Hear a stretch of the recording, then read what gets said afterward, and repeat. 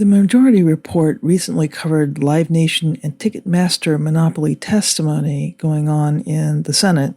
The situation explained in testimony is yet another example of why neoliberal policy regarding antitrust is fallacious. Not only is it refuted by logic, but here we have the empirical proof of its failure. We forgot to play this clip from the Ticketmaster hearing. This is really important stuff.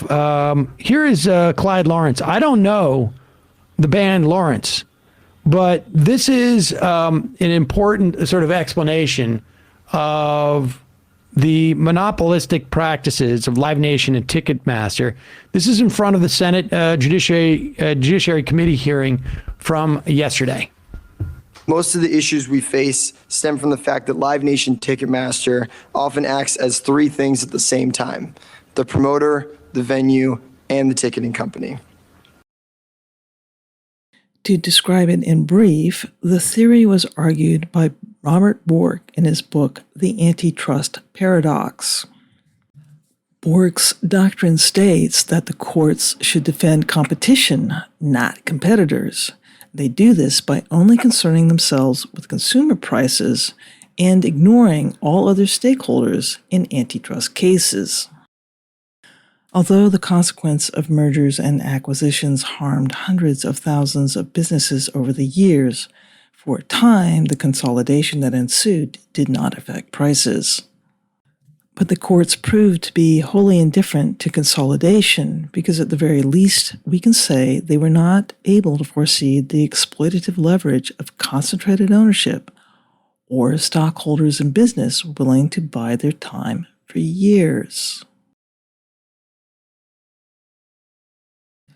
And over the years, vigilance against uncompetitive markets waned. By denying all stakeholders a say in who competes, Bork's postulations dismantled the very negotiation antitrust had set up to ensure healthy competition. He gave the courts the authority to define competition by picking the competitors, instead of competitors defining competition by competing in the marketplace. Nothing could possibly go wrong with all the judges today largely being picked by corporate interests. Of course, they would be completely fair and impartial, right? Well, let's see. Let's see what our judges are up to these days. Well, it turns out there's this thing called the Supreme Court Historical Society that was started back in 1974 by Chief Justice Warren Burger. And when it was started, the goal was to basically refurbish old paintings of Supreme Court justices and, literally be a historical society, kind of an academic thing. But what's happened is they've got this fancy headquarters across the street from the Supreme Court building, from the back end of the Supreme Court building. The front end, of course, faces the U.S. Capitol. And this fancy headquarters has become essentially a social club. It's become a place to hang out with Supreme Court justices and clerks and the rich and famous come and they pay $25,000 a year.